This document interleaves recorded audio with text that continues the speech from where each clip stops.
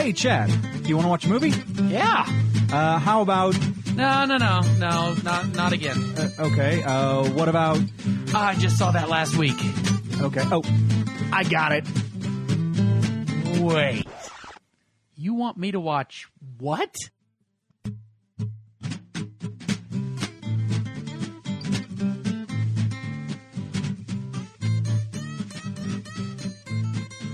So, what'd you think of Delirious? This was a lot more fun than I thought it was going to be after the first 10 minutes. Yeah, that's fair. That's absolutely fair. So, hi everyone. Welcome to You Want Me to Watch What?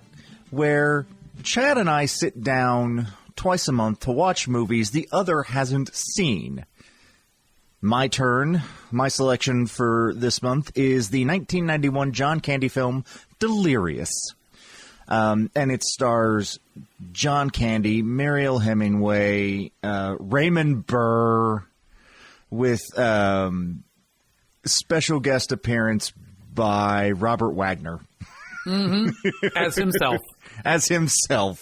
And also not. And also not, yeah. As also not himself, but yes. So the movie starts off with Jack Gable, played by Candy. He is the lead writer and producer of a soap opera, Beyond Our Dreams. And we see that he's kind of this confrontational but non-confrontational workaholic. Mm-hmm. He's over the credits. He's waiting for the cable guy to show up because he has bars on 2 and 7. Mm-hmm.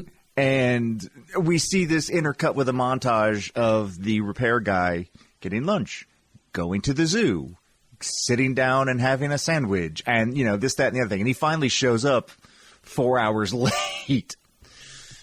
And you can feel the tension rising in Gable's voice on every phone call he makes, and then he like backs down from the confrontation.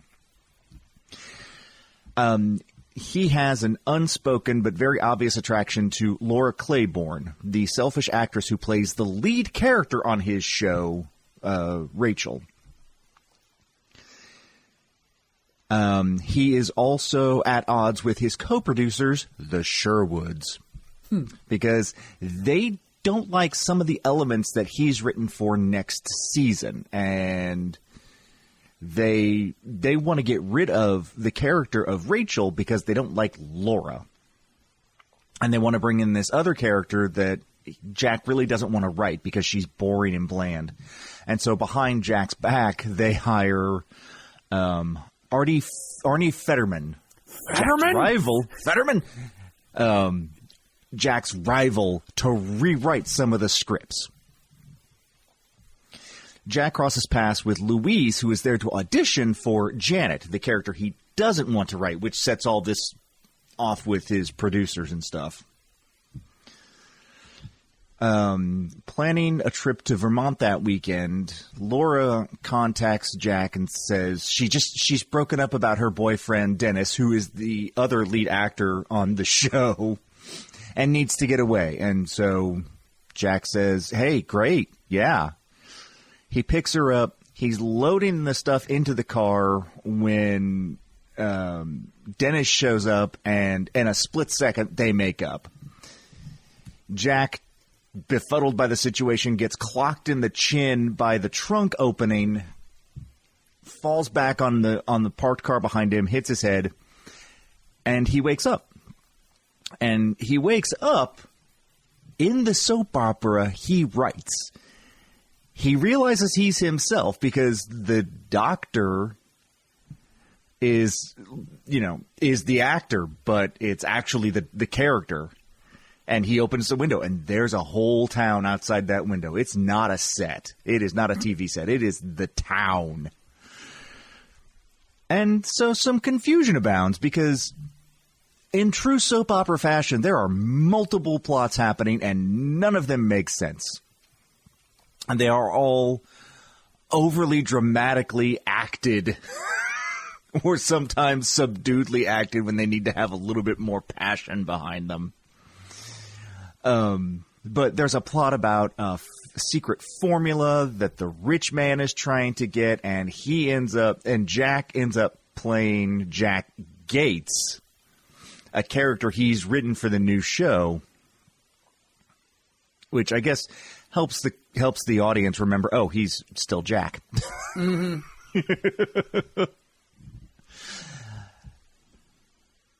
But it turns out Jack wakes up there with his typewriter. And on a whim, because he knows, okay, this is my soap opera. Maybe I can write my way out of this. He types something, the words disappear from the page, and it happens in the world that he's in. So he then sets about changing things for the betterment of him. He starts writing it so that the character Laura, which looks like Rachel, the actress, starts to fall for him. You know, he writes this whole scene where he rescues her on a horse because he knows what's going to happen next. They're going to write her off. And the whole time he realizes Fetterman is writing the bad things that are happening in the, quote, real world. And so he goes about changing it. By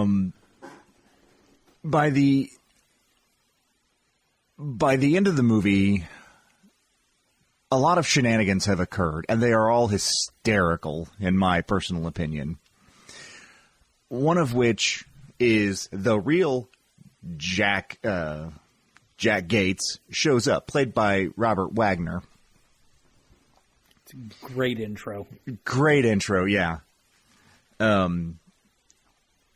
Gable manages to write him off real quick, but then he comes back because Fetterman has rewritten him in. By sending him on a business trip to Cleveland. To Cleveland, yeah. I hate Cleveland. So Gates comes back and shoots Gable, and that's when he wakes up on the actual set of the show because he kind of bonked his head and was unconscious for a while. And having gone through some changes while he was in this delirious daydream, he decides, okay, he's going to write off Laura's character, and he confronts the Sherwoods, and while one of them is choking on a sandwich, he knows the Heimlich, but he refuses to use it until they agree to his demands. To which they do, and he performs the Heimlich and whatever. And then he meets Louise again and says, hey, let's talk. I'm going to get you on the show, and I'm going to get you a good part. And the end of the film is narrated by Jack saying that he and Louise are doing fine. They're getting to know each other. And here's what happens to the characters on the show. Mm-hmm. And then credits. Mm-hmm. So I know I glossed over a huge middle section, but like I said, in true soap opera form, there are like 6 different plots going at the same time. Some of them are tiny, just for gags. Others are, through points, but it's really hard to pick one to follow. Yeah. So, but all in all, the story is about Jack kind of rediscovering himself as a person, finding his kind of inner strength and the ability to do things. So, give me your thoughts on this, my friend. So, this is a movie that succeeds insofar as John Candy is in it. Because it is only John Candy's charisma and likability that puts you on Jack's side at all. Yeah. Because Jack as a character is repugnant. Oh, yeah. He is manipulative. He's sour. He's one of those, he's audacious, but also he acts superior to everyone around. He is a prima donna, in terms of writing. And were it not for the fact that it's John Candy playing him, the only person that can play him is Jack Black, right? Yeah. Where you need somebody who looks like he's been put upon by the whole of the world and has only figured out recently how to stand up for himself. Mm-hmm. And those efforts are just clumsy, which is why it looks like, oh, this guy is a bit of a predator. Well, he's not. He's really awkward about how he relates to people, though. Yes. And so in those opening credits, when you just hear the narration, the over narration of John Candy's character with the cable company, it's like, man, what is going on here? This guy does not sound pleasant at all. And then it's kind of builds from that. It's like, oh, he's supposed to be like that. Yeah. Man. If this had been played by,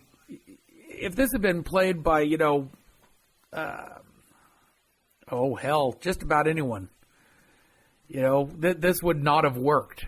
No. In fact, one critic did say Delirious benefits from John Candy's sweet screen presence, but it's nowhere near enough to compensate for a woefully unfunny script. And I disagree with that last part because it is kind of funny at times. I think that it's a much funnier movie than the script would have you believe. I think the timing on it is about a half a beat off. Fair. Like, it is funny.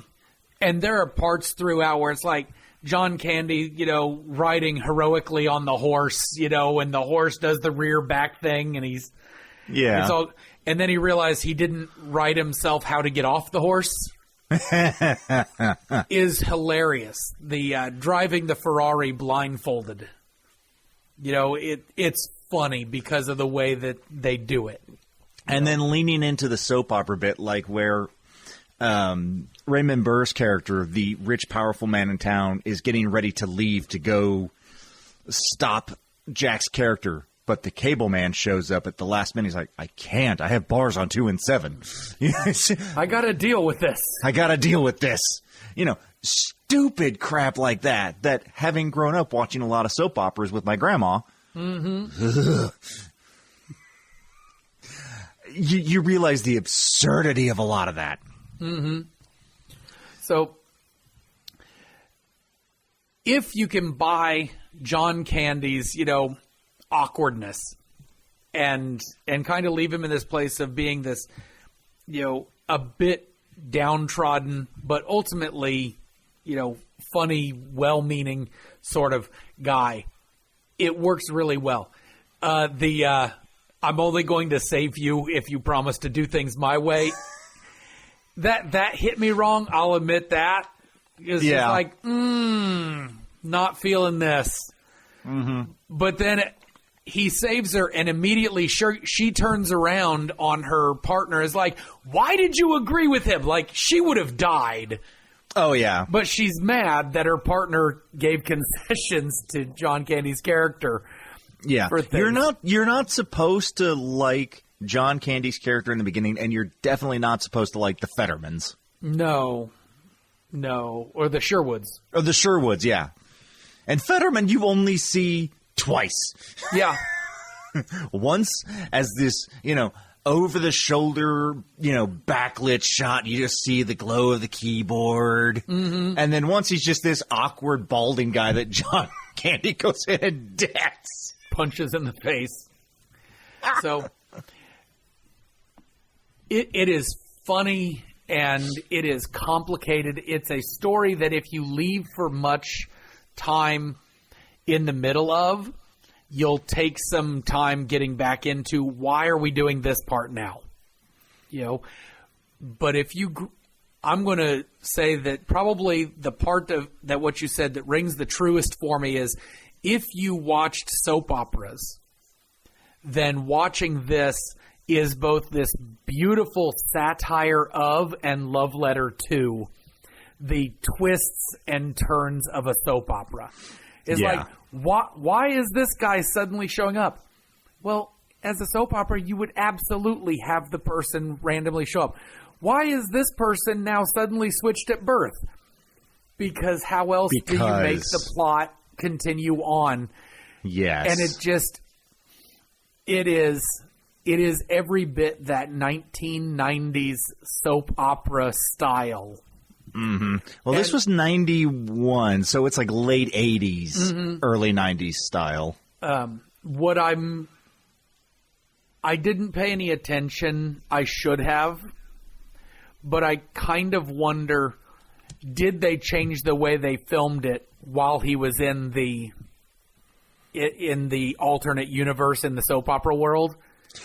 Like with a softer lens or whatever? A softer lens or the I don't higher think so. Because that would have been fantastic. That would have been. I don't think they did, though, because that's something I would have clocked on this rewatching. I don't think they did. So, much like our last movie we talked about, this had an $18 million budget and only made $5.5 million at the box office. It did not do well. And I think most of that budget went to using the Prince song Delirious over the opening titles.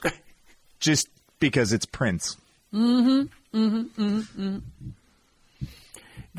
actually sounds reasonable. You know that it didn't go into Margot Kidder's pocket.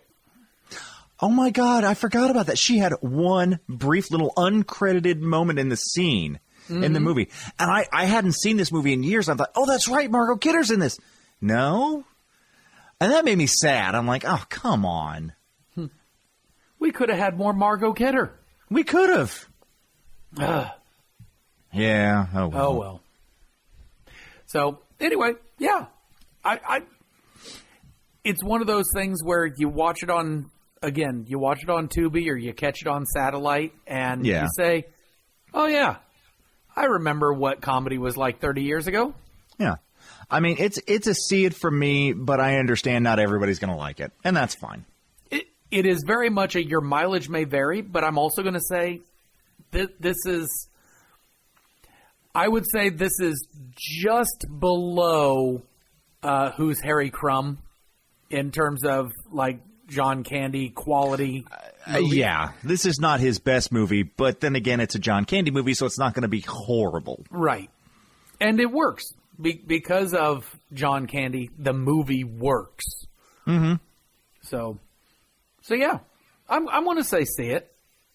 Awesome. If you come across this, see it. You got nothing to lose but 94 minutes.